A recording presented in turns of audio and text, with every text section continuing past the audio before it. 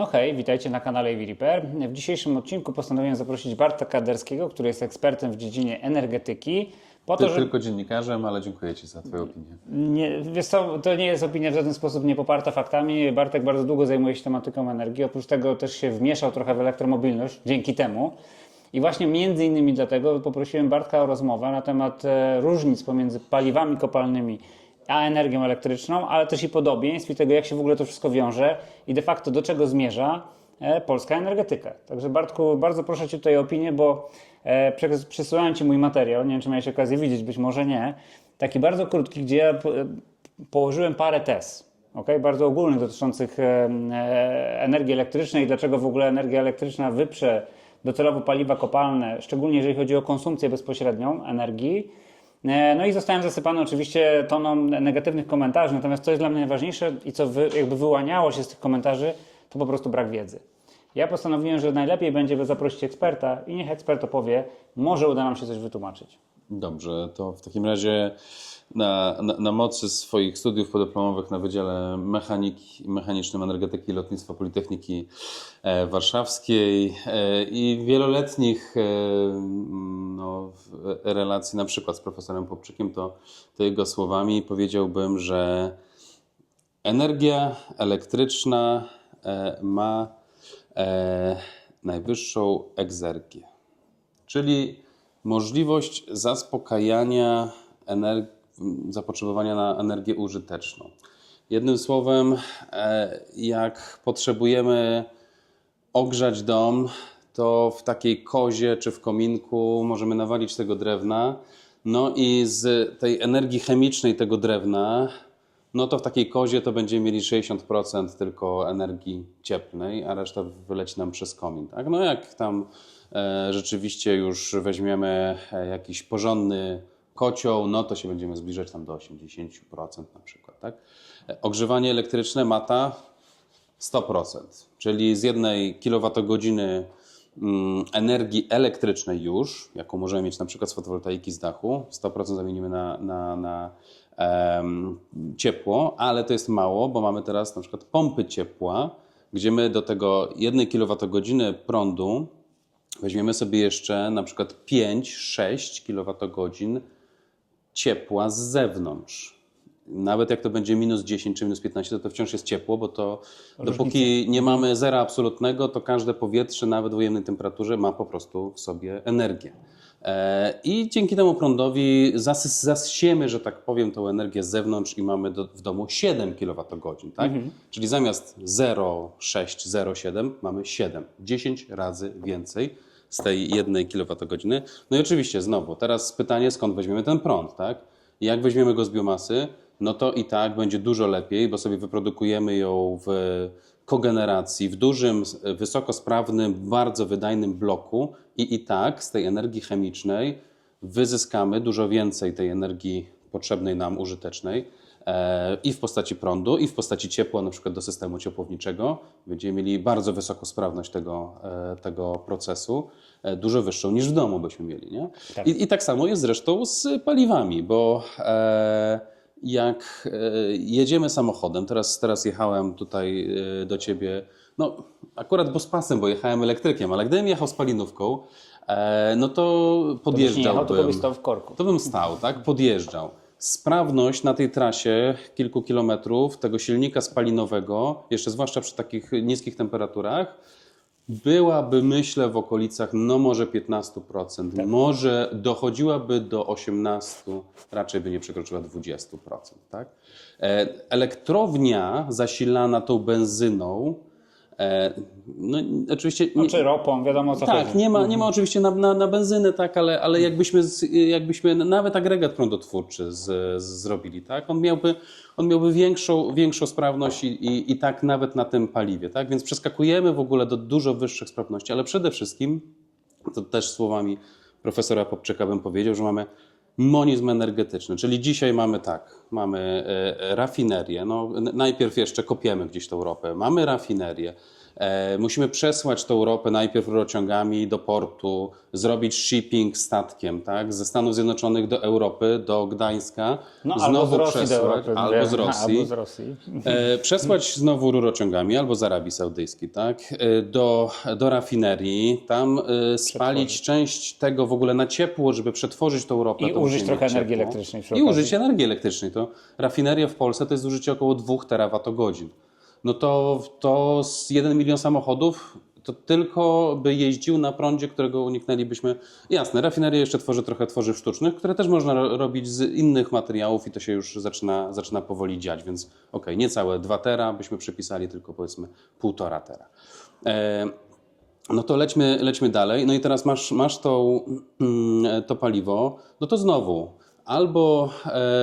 albo cała infrastruktura już rurociągów produktowych gdzieś tam w głąb kraju, albo cysterny, wożenie tego i koleją, i samochodami. Tak? No w ogóle jaka część kolei czy dróg też jest zajmowana przez w ogóle transport paliw. Mieliśmy małą przerwę techniczną, to wetnę się, Bartku, i jakby też trochę tutaj jakby od siebie. W sensie, bo musimy pamiętać o tym, że jakby to określić, poziom komentarzy, które trafiają na mój profil, on oczywiście odbiega mocno od tego, do czego my jesteśmy przyzwyczajeni, jeżeli chodzi o poziom dyskusji. I obawiam się, że oczywiście fajnie tłumaczysz, natomiast dobrze byłoby też tak bardzo jednoznacznie powiedzieć, jaka jest różnica. Na przykład wiesz, że łatwiej jest położyć, nie wiem, 50 km przewodu elektrycznego niż na przykład 50 km rurociągu. Do tego to oczywiście wszystko zmierza, bo zobacz, że mówiliśmy o tylko ropie, a mamy jeszcze gaz ziemny, tak, który zaspokaja inne potrzeby. Mamy jeszcze logistykę związaną z biomasą, rozwożoną do domów jako pellet na przykład. Tak? Mamy logistykę związaną z węglem. I teraz jakby świat zmierza do tego, że energia elektryczna jest tak bardzo uniwersalnym nośnikiem energii. Ona jest nośnikiem, czyli przenosi ze źródła wytwarzania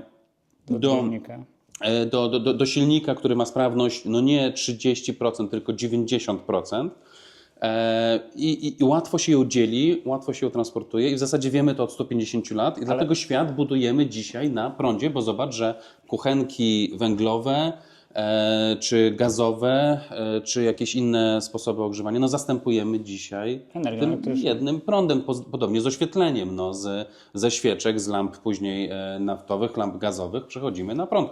Lodówki, nie wiem czy wiesz, no też były na gaz ziemny i też je zastępujemy prądem. Wiesz co, w rozwiązaniach kamperowych czy tam na łodziach czasami się stosuje takie jeszcze. Tutaj się z Tobą w 100% zgadzam.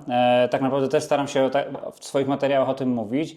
Natomiast jest jeden zarzut, który też do mnie trafia częściowo, czyli magazynowanie. Tutaj jednak mamy pewną przewagę paliw kopalnych wciąż nad energią elektryczną ze względu na gęstość energetyczną obecnych baterii, chociaż ludzie nie rozumieją jednej rzeczy i myślę, że też fajnie jakbyś to wyjaśnił, że bateria nie jest energią samą w sobie, tylko jest czymś w rodzaju zbiornika paliwa i że ta bateria nawet po zużyciu technicznym, ona zostaje w miejscu, w którym jest użytkowana nadal do ponownego wykorzystania.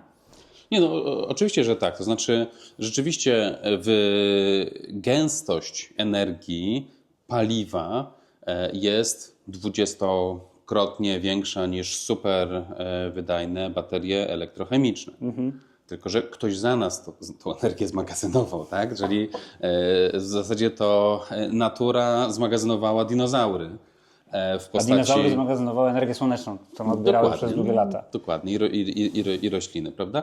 Więc generalnie to mówimy tutaj o wykorzystaniu energii, która jest, no i bezpowrotnej utraty, albo wykorzystywania tego, jak mówiłeś, baku, czyli baterii, na to, żeby cały czas ta energia nam krążyła, tak? Bo ona jest przekształcana w napęd. Oczywiście mamy tą energię rozpraszaną i później z powrotem ona trafia do elektrowni i mamy cały czas zamknięty okręg, tak? No bo pytanie do wszystkich, którym się wydaje, że samochody spalinowe, no to jak sobie wyobrażacie świat, nie wiem, niech to nawet będzie odległa perspektywa, za 100 lat, tak? czy pewnie sobie w ogóle nie wyobrażają, tak? No bo, no jakoś to będzie, tak? Czyli po tych paliwach to jakoś tak to będzie.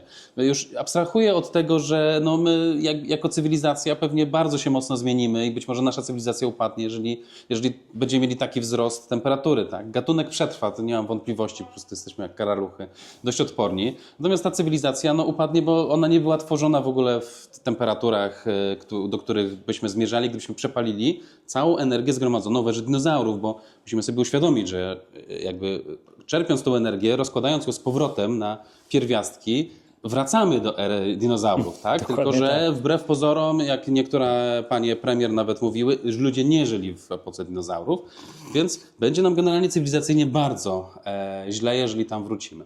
Więc to jest podstawowa rzecz oczywiście, ale już znowu w Polsce mamy tak dużo dezinformacji wokół no, jakby bezsprzecznych dowodów nauki, że już zostawmy nawet ten temat cofania się po prostu klimatycznego do dinozaurów.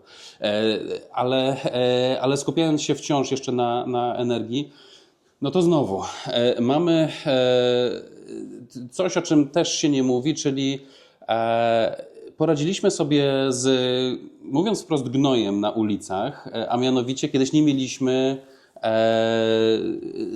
żadnego sposobu na to, żeby się pozbywać, żeby oczyszczać nieczystości z miast. Tak? Poradziliśmy sobie z tym, bo uznaliśmy, że to jest istotny problem. Tak? Ludzie chorowali, widać to było. Poradziliśmy sobie z syfem w postaci wyrzucania śmieci, przynajmniej w Europie, bo nie we wszystkich częściach świata. No nie. I generalnie nie wywalamy tego syfu na ulicę, tak jak się to robiło przecież. Tak? I we wszystkich większych miastach w Polsce mamy ogromne w ogóle górki usypane ze śmieci, które się wywalało po prostu za mur, jak już dobrze poszło, to przynajmniej ktoś się już tam uprzątał, tak? I z tym sobie też poradziliśmy, nie? No bo też jednak uznaliśmy, że no jest to syf, tak? A teraz mamy powietrze, które dla wielu osób się wydaje takim bardzo ulotnym, no bo może tak nie widać tych spalin, póki nie jest zimno, to nie widać, że tam z tej rury coś generalnie wychodzi, no i póki oczywiście tam DPF się nie przeczyści, to też nie widać chmury sadzy, bo znowu poradziliśmy sobie z tym, że tej sadzy już tyle nie ma w spalinach, ale są wciąż rakotwórcze substancje, tak? Więc znowu, no spalając u siebie, ja szczerze powiedziawszy nawet nie używam kuchenki gazowej, ze względu na to, że jest to i niebezpieczne i emituje jednak no, syf w mieszkaniu. Możecie to dobrze poznać po prostu oblepionych meblach na przykład, tak? Tylko używam elektryczności do tego, bo jest po prostu dużo czystsza i dużo bezpieczniejsza, tak? Więc generalnie zmierzamy do tego jednak, żeby no, eliminować z ziemi, z wody, no i teraz z powietrza, tak?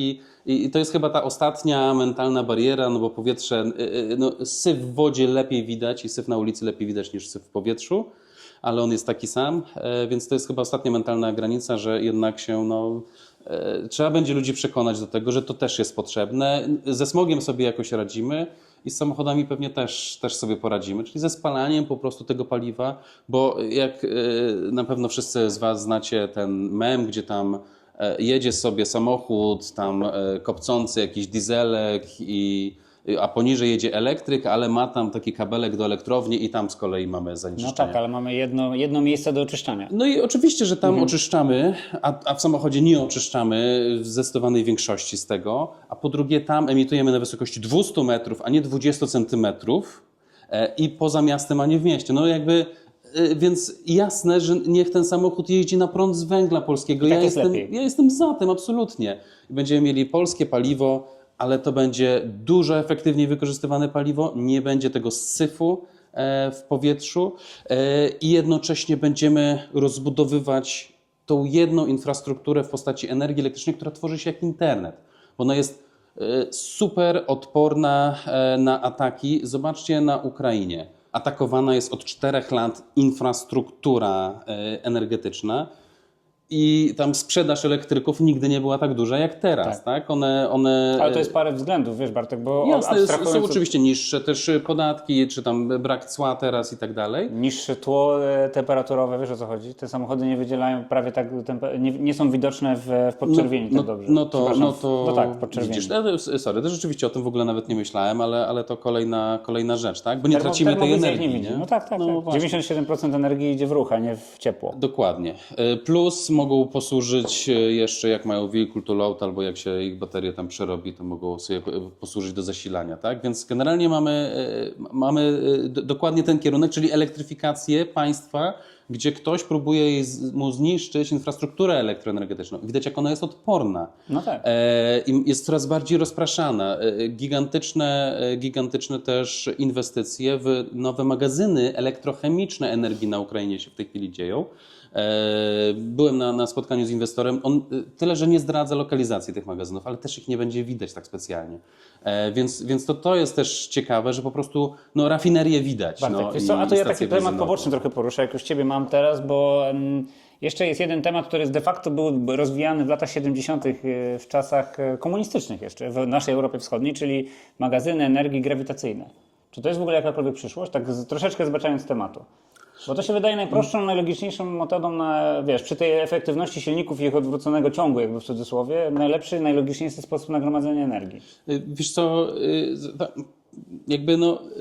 zawsze problemem było to, żeby mieć odpowiednią wysokość względem nakładów na ten magazyn. Czyli jednym słowem, grawitacja, musimy mieć po prostu duży ciężar z dużej wysokości, wtedy zakumulujemy dużo energii. I oczywiście magazyny grawitacyjne są dość powszechne w Europie w postaci elektrowni wodnych, szczytowo-pompowych, czy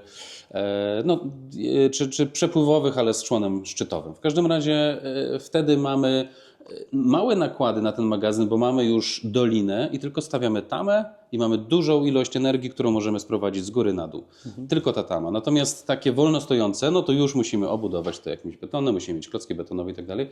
To się będzie pewnie rozwijać. Na przykład w Polsce, w Gaju Oławskim teraz będą budowane takie wysokie wieże jako magazyny kinetyczne z bloczkami, tam już nie pamiętam, czy to będzie beton, pewnie tak. Ale to będą gigantyczne wieże, gdzie taka sama ilość energii to jest taki kontener, czy 2 kontenery, czy 3 kontenery. Tak? Więc jakby kwestia bardziej wizualna będzie pewnie i nakłady na jego budowę też nie są małe. Nie? Będzie sprawiać. To wydawało się dobrą alternatywą, kiedy baterie były dość drogie, ale dzięki tego typu urządzeniom, czyli gościom, którzy bardzo dużo wydawali na baterię, bo w tym telefonie jeszcze 10 lat temu, to bateria kosztowała najwięcej w zasadzie. Ona była osobnym elementem. Mała pojemność, tak, a wydawałeś za nią takie pieniądze, po prostu finansowałeś rozwój baterii. No i teraz ten rozwój baterii przekłada się na to, że możesz do samochodu wsadzić wielokrotnie większą baterię, a już w zasadzie tworzysz gigantyczne farmy baterii. Wczoraj, czyli w poniedziałek, został rozstrzygnięty, kilka dni temu już może rozstrzygnęła się aukcja rynku mocy, wczoraj były podane wyniki. W każdym razie rynek mocy w Polsce, kontrakty na 2030 rok. Polskie sieci elektroenergetyczne niekoniecznie chciały jakoś wspierać bardzo magazyny, bo one mają oczywistą swoją wadę w postaci tego, że nie produkują energii, tylko ją magazynują, więc stawiały na to, żeby jak najwięcej było elektrowni w polskim systemie, jakby utrzymywanych w ramach tego rynku mocy, więc obniżały im tak zwany współczynnik wykorzystania mocy tam już do 13% z 100 czy 90%. I co się okazuje, że ceny magazynów tak bardzo spadają, że mamy 5 gigawatów mocy magazynów zakontraktowanych w tych ostatnich dniach na 2030 rok, plus kilka gigawatów wcześniej. I za 5 lat w Polsce będziemy mieli około 10 gigawatów mocy w magazynach elektrochemicznych, nie licząc samochodów elektrycznych, do wykorzystania. I jak one będą tak, powiedzmy, że 4-godzinne, część będzie 2-godzinnych, część będzie pewnie już 6-godzinnych w tym czasie, ale powiedzmy, że to będą 4 godziny. Czyli mamy moc buforową jakby zapewnioną już. To zobacz, że ten magazyn to jest 40 gigawatogodzin w jednym cyklu ładowania-rozładowania. On może robić 2 cykle ładowania-rozładowania w ciągu dnia, to jest 80 gigawatogodzin. A zapotrzebowanie w Polsce na prąd to jest jakieś 200-300, pewnie szczytowo do 400 gigawatogodzin na dobę. Czyli te magazyny już za 5 lat będą w stanie pokryć gigantyczną część naszego zapotrzebowania. Oczywiście one potrzebują źródeł energii, tak? Ale to już jest taka skala, która się wydawała, dzisiaj to się wydaje nic, bo prawie nie ma tych magazynów. Tam u ludzi jest kilkaset megawatów, tych magazynów, ale to już u ludzi jest cały jeden wielki blok energetyczny, nie? I wiesz, jeśli chodzi o paliwa, to myślę, że na koniec jeszcze jedną ważną rzecz trzeba powiedzieć, że ten prąd możemy sobie produkować w Polsce z czego chcemy. Możemy produkować go z węgla, z gazu, nawet z ropy, jak się uprzemy, z biomasy, z wody, ze słońca, z wiatru, I z atomu. atomu, fuzji termojądrowej i tak dalej. I teraz naprawdę możemy bardzo dywersyfikować to, z czego produkujemy, z czego się robi ropę naftową. No dzisiaj w zasadzie wyłącznie z tych martwych dinozaurów, tak? I mamy bardzo ograniczone zasoby, ich rozłożenie geograficzne. Tak? Jest Zatoka Perska, to są Stany Zjednoczone, głównie troszeczkę w Kanadzie. Morze Północne jest już bardzo mocno wyeksploatowane. To a propos tego, że to przecież wszędzie możemy sobie po prostu po wsze czasy tą ropę. No, wypompowaliśmy ropę z Morza Północnego w dużej mierze. No kurde, no już po prostu, a poszukiwania tam trwają, no i nie ma jakichś specjalnych złóż, tak? Więc to nie jest tak, że to nie są skończone zasoby, tak? No i oczywiście tam Rosja, Chiny. No i teraz musimy stamtąd importować tą ropę, więc w ogóle jesteśmy zależni od tego, czy nam sprzedadzą. Lata 70., które wspomniałeś, to jest kryzys naftowy, bo nie chcieli sprzedać, bo się pokłócili i nagle cała Europa, Stany Zjednoczone się obudziło, to mamy drobny problem, bo nie mamy paliwa na stacjach.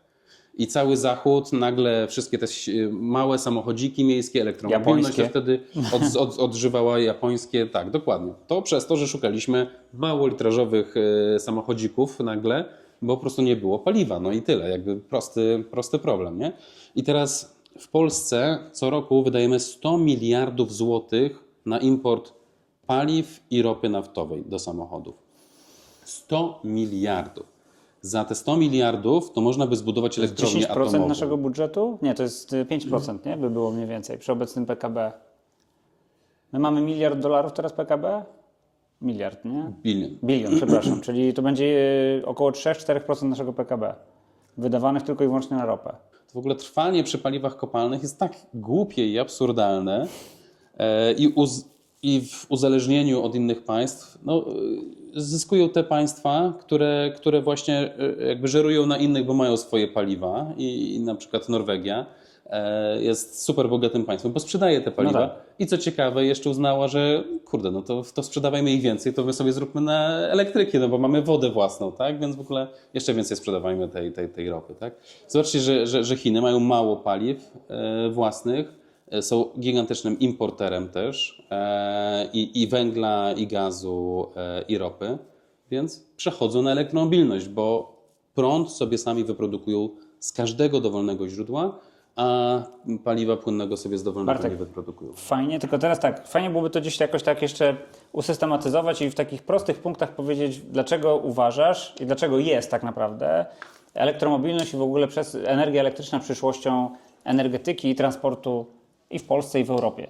Tak, to myślę, że takich parę punktów ważnych. Przede wszystkim nawet jeżeli byśmy robili to tak, jak żeśmy założyli taki scenariusz czarny, że robimy cały czas to z węgla, to kontrolujemy jeden komin zamiast 30 milionów rur wydechowych, gdzie mamy 30 milionów samochodów spalinowych o różnym zasilaniu, o różnym stopniu zużycia, gdzie nie jesteśmy w stanie absolutnie kontrolować tego, jakie tam są zanieczyszczenia. Tak? Czyli abstrahując też od efektywności. I te zanieczyszczenia też lądują prosto w mieście, tak? A nie są rozpraszane. Lądują w waszych płucach i w naszych, tak zupełnie przy okazji. To jest dodatkowy element, on nie jest ekonomiczny, aczkolwiek przekłada się na ekonomizację w momencie, kiedy 1 milion ludzi znika z rynku pracy, bo umiera na raka płuc na przykład. To tak oczywiście bardzo, bardzo jednoznacznie, ale tak to po prostu wygląda.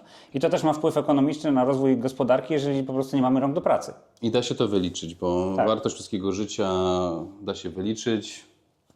Strzelam, słuchajcie, że nasza wartość tutaj, jak siedzimy, może będzie dochodzić do 1 miliona, bo wciąż nie jesteśmy zbyt bogatym krajem. Jakbyśmy byli Szwajcarią, to byśmy spokojnie parę baniek byli warci we dwóch. Ale teraz każdy rok utracony naszego życia, albo każde nasze leczenie i tak dalej, to są ogromne pieniądze, tak? To są dziesiątki, setki tysięcy złotych tak naprawdę traconych w gospodarce, więc to są gigantyczne pieniądze, których w ogóle zwykle nie liczymy, bo nie potrafimy tego liczyć, bo w Polsce jakby ekonomia związana ze zdrowiem jest leży jako nauka. Tak, podwyższamy tylko procent opłat, że tak powiem, danin dla państwa, Składek, tak. żeby po prostu leczyć tych ludzi. Myślę, że moje pokolenie będzie miało przechlapane, ale to jest osobny w ogóle temat. Kolejna rzecz to baterie, bo to jest taka rzecz, gdzie rzeczywiście tutaj można byłoby trochę przyznać racji tym ludziom, którzy krytykują, że faktycznie gromadzenie energii elektrycznej jest trudniejsze, a może nie tyle co trudniejsze, ale no, ciężej jest ją gromadzić w dużych ilościach. Natomiast z drugiej strony musimy pamiętać, że bateria zostaje. Nawet jeżeli tą baterię zużyjemy, to nie jest tak, że tą baterię wyrzucamy i później tam ona gdzieś na jakichś składowiskach leży. Nie. Bateria jest gigantyczną wartością, którą można odtworzyć w zakładzie utylizacji i wytworzyć baterię. Nawet jeżeli ona będzie stanowiła tylko 97% kontentu, to ona już będzie żyła w czasach, kiedy będzie można do niej zapakować więcej energii. I zobacz, że ta bateria zostaje już u nas. No tak. Czyli nawet jak tam pojawiały się te argumenty, a kobalt z Afryki, tam lit z Australii czy Chile, To tylko raz wydobyty. dokładnie, a on tu zostaje, tak? I proces recyklingu nie będzie miał skuteczności 100%, tylko to będzie 90 parę procent. Wystarczy. Ale to wystarczy na pewnie 150 lat, żeby w zasadzie Szczególnie, że jeszcze część z tego efektywność litu tych magazynów będzie rosła, ona nie będzie spadać. Więc to jest taka kolejna rzecz. Kolejna sprawa, która moim zdaniem jest kluczowa też z perspektywy patrzenia takiego, nazwijmy to naszego tu polskiego. Rurociągi, gazociągi versus infrastruktura energetyczna, która jest łatwiejsza, mało że istnieje i jeszcze nie jest dociążona odpowiednio. To druga sprawa jest taka, że dużo łatwiej się ją stawia i jest tańsza. Oczywiście, no i przede wszystkim już stawiamy jedną infrastrukturę, a nie budujemy trzech obok siebie, nie? Dokładnie tak. I pamiętajcie, że z jakiegoś powodu mamy jeden rurociąg łączący nas z Rosją i gazociąg. Nie mamy tych gazociągów wiele, bo budowanie tego typu urządzeń jest ciężkie i na przykład między innymi dlatego nie ma na razie przyszłości dla wodoru. Bo wodoru nie da się transportować rurociągiem, a gdybyśmy mieli to robić, to te rurociągi byłyby kosztowne niesamowicie, a utraty pierwiastka po drodze byłyby po prostu horrendalne na przykład. Tak jest moje zdanie. No, generalnie tak rzeczywiście jest, tak? Czyli o wodorze bardziej się mówi w kontekście wytwarzania go gdzieś lokalnie albo rzeczywiście, no... Już sobie trochę poradziliśmy z problemem ucieczki wodoru, jak go bardzo mocno sprężymy, mamy odpowiednie kosztowne zbiorniki i dość też ważące dużo po prostu, no to sobie z tym poradziliśmy. Ten wodór nie ucieka tak szybko, ale też oczywiście trochę go ucieka. No ale tu mówimy znowu o gigantycznych ciśnieniach, tak? Więc to nie jest też specjalne rozwiązanie. No, wodór na tą chwilę przy obecnym stadium naszej wiedzy technicznej jest nie do utrzymania ze względu między innymi na to, że jest najmniejszym pierwiastkiem w wszechświecie i po prostu zawsze będzie uciekał. Co byśmy nie zrobili, zawsze gdzieś będzie uciekał. Tak, ja widzę że on będzie miał jeszcze swoją karierę, na pewno się będzie rozwijał. Za jakieś 15-20 lat tak naprawdę będziemy mieli bardzo dużo zielonej energii i w zastosowaniach, gdzie nie będzie jeszcze ultra lekkich, ultra wydajnych baterii, to jest duża szansa, że ten wodór tam się rzeczywiście zakorzeni, czy w formie czystego wodoru, czy być może e-paliw, ale tam nie wiem, być może samoloty i te historie, ale to wybiegamy trochę... Do samolotów jeszcze byśmy doszli. Natomiast jeszcze jest jedna rzecz, czyli teraz konsumpcja energii na miejscu, czyli oprócz tego, że mamy wytwarzanie lepiej kontrolowalne, że mamy ten tańszy przesył, to dodatkowo jeszcze wykorzystanie energii, to o czym mówiłeś, ja tak trochę podsumowuję teraz to, co powiedziałeś, wykorzystanie energii na miejscu. No z jakiegoś powodu nie mamy właśnie kuchenek gazowych, nie palimy już drewnem, suszarki do włosów nie są gazowe, ani z takiego, tylko są zasilane energią elektryczną. Oświetlenie elektryczne. Tak, bo po prostu efektywność wykorzystania energii elektrycznej jest najlepsza. Abstrahując, że w zasadzie elektryczność jest niemalże czystą energią, no to jest najlepszym nośnikiem, tak jak powiedziałeś, czyli jest najlepszym nośnikiem i najłatwiej wykorzystywanym przy użyciu odpowiednich urządzeń w sposób efektywny. I dlatego silniki elektryczne zasilają większość rzeczy, które macie dookoła, służą we wszelkiego rodzaju serwomechanizmach, w samochodach, nie wiem, dźwigi w windach i to wszystko to są urządzenia elektryczne, dlatego że są łatwo sterowalne, mają niesamowitą efektywność energetyczną i są bardzo tanie w produkcji. W stosunku, gdyby to wszystko zamienić nagle na silniki spalinowe, to ja sobie nie wyobrażam, jakby wyglądała nasza rzeczywistość i nasze otoczenie. No generalnie mielibyśmy takie, że ciężko byłoby się oczywiście pozbierać, no bo jednak taka suszarka dieslowska w łazience robiła. trochę chwyciła, nie? I jeszcze jest kolejna rzecz, myślę, że to jest też w pewnym sensie dotyka wszystkich tych tematów, o których mówiłeś, to jest ta rzecz związana z bezpieczeństwem.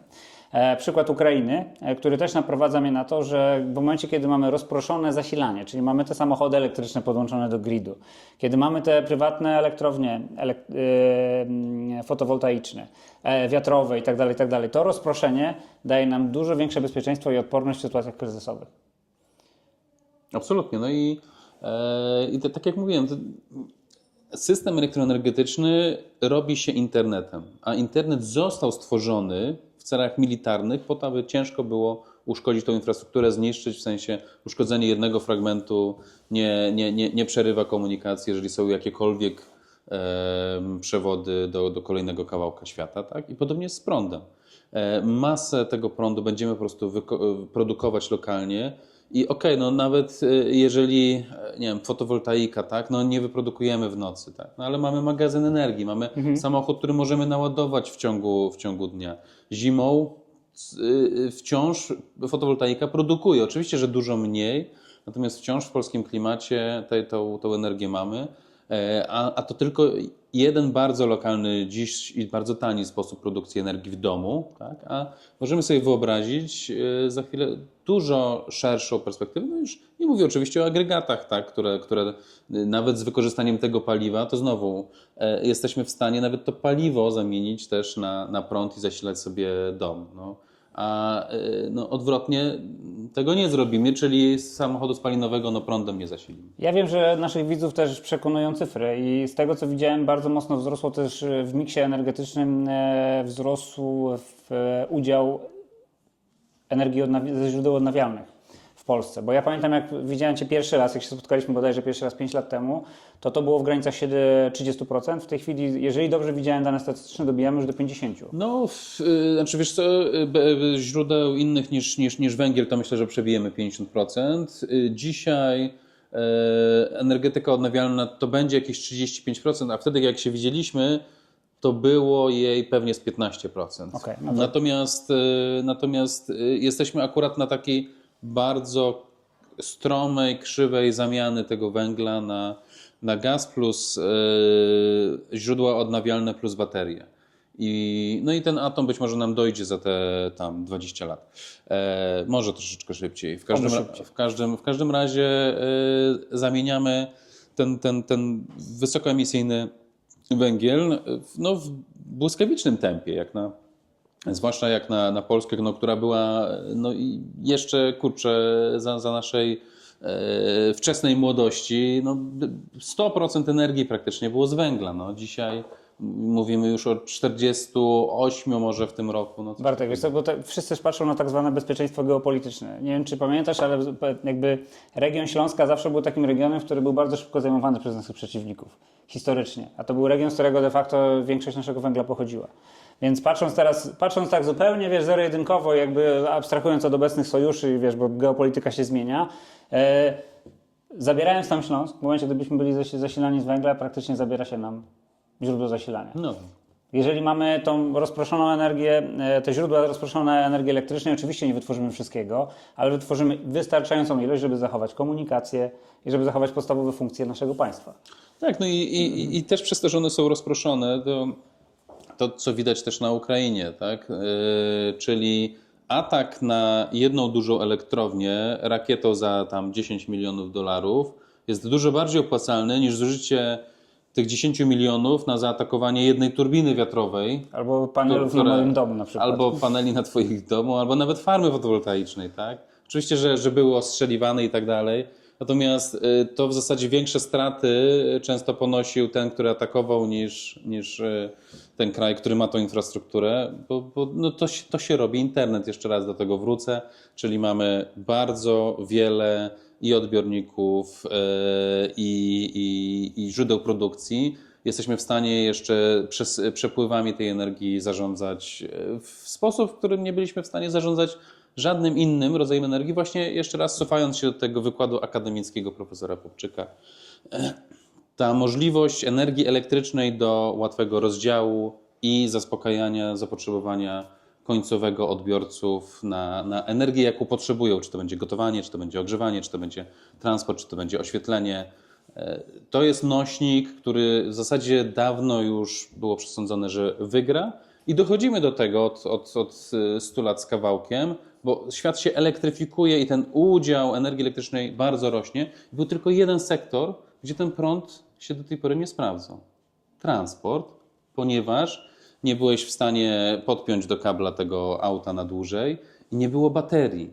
A dzięki tym telefonom te baterie się po prostu pojawiły, czyli zafundowaliśmy sobie rozwój tych magazynów miniaturowych, które po prostu jakby eksplodowała cała branża i dzisiaj jeszcze elektromobilność i magazyny stacjonarne jeszcze przyspieszają tylko tempo, tak? Czyli mamy już baterie bez kobaltu w postaci LFP. Mamy już na rynku dzisiaj można kupić spółki magazyn sodowo-jonowy, gdzie nie mamy już nawet litu, tak? Tylko dużo tańsze pierwiastki. Więc, a to nie jest jeszcze koniec, bo jeszcze w tych bateriach sporo można zrobić, jeżeli chodzi o ich gęstość, ich użyteczność, ich czas życia też nam się wydłuża. Wiesz co, ja też takie mam fajne porównania. Myślę, że będziemy powoli zbliżać się do końca i myślę, że czas takich fajnych porównań, czyli i podsumowań. Patrząc na elektromobilność teraz i na rozwój tego rynku energetycznego, ja porównuję z perspektywy elektromobilności, porównuję elektromobilność w chwili obecnej do samochodów spalinowych, czyli tej powiedzmy automotywu z lat 20. Kiedy porównaj sobie samochody z lat 20. do samochodów z lat 40. Jaki to był gigantyczny przeskok.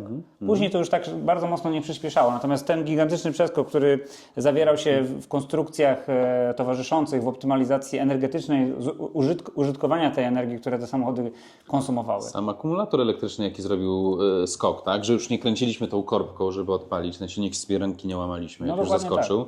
Tak. Więc to już gigantyczna zmiana dzięki prądowi swoją drogą, ale rzeczywiście ten przeskok na początku. No i teraz jesteśmy w takim momencie. I dzisiaj tak, jesteśmy w takim momencie, gdzie jak sobie przypomnę podróże elektrykami tam 8 lat temu, no to była taka przygoda trochę, tak. A nie po prostu jakby przemieszczanie się z punktu A do punktu B. Tak? Teraz... A dzisiaj po prostu użytkujesz ten samochód całkiem normalnie, no i tyle. No, przemieszczasz się z punktu A do B, nie myślisz o tym, czy tam są stacje, czy tam w ogóle jest roaming, czyli czy w ogóle tam da się załadować, jak nie mam konta, tak? Ja do dzisiaj mam 10 apek i dzisiaj używam 2. Jeszcze czekam, aż się w końcu połączą, więc pozdrawiamy tutaj, nie wymieniając 2 zielone firmy z logo i w zasadzie tyle. I już przestajesz mieć te problemy, jakie no ludzie ze spalinowkami mieli dokładnie takie same, tak? Czyli nie było dróg, były paliwo w aptekach, tak? Te samochody, no tak jak mówisz, no, to była taka bryczka, tyle że no, zamiast konia to miał ten silnik i w zasadzie taka różnica. I myślę, że to jest taka fajna puenta tego, tej naszej rozmowy. Bartku, bardzo Ci dziękuję za to, że w ogóle zgodziłeś się tak na prędce tutaj podejść, bo wiesz dobrze, że ten materiał jest trochę spontaniczny, w sensie on został wywołany jakimiś tam komentarzami. My traktujemy ten materiał, żebyście też dobrze zrozumieli, jako temat edukacyjny. Także zależy nam, że chcemy Wam tą wiedzę w jak najbardziej spokojny sposób, ale jednocześnie napędzany naszymi emocjami, no bo jesteśmy jednak, jakby to powiedzieć, entuzjastami rozwoju energetyki i rozwoju elektromobilności. Słuchajcie, pozostaje mi podziękować Wam za oglądanie. Zapraszam do łapki w górę, zapraszam do subskrybowania naszego kanału, bo nic tak nas nie napędza do pracy, jak oczywiście Wasze subskrypcje. Zapraszam też na Wysokie Napięcie, gdzie Bartek pisze swoje artykuły i naprawdę warto je czytać. I my bardzo często korzystamy z jego artykułów jako podpory do naszych materiałów. Także Bartku, dziękuję Ci za Twoją ciężką pracę, dziękuję za wizytę i zapraszam znowu. Dzięki serdecznie.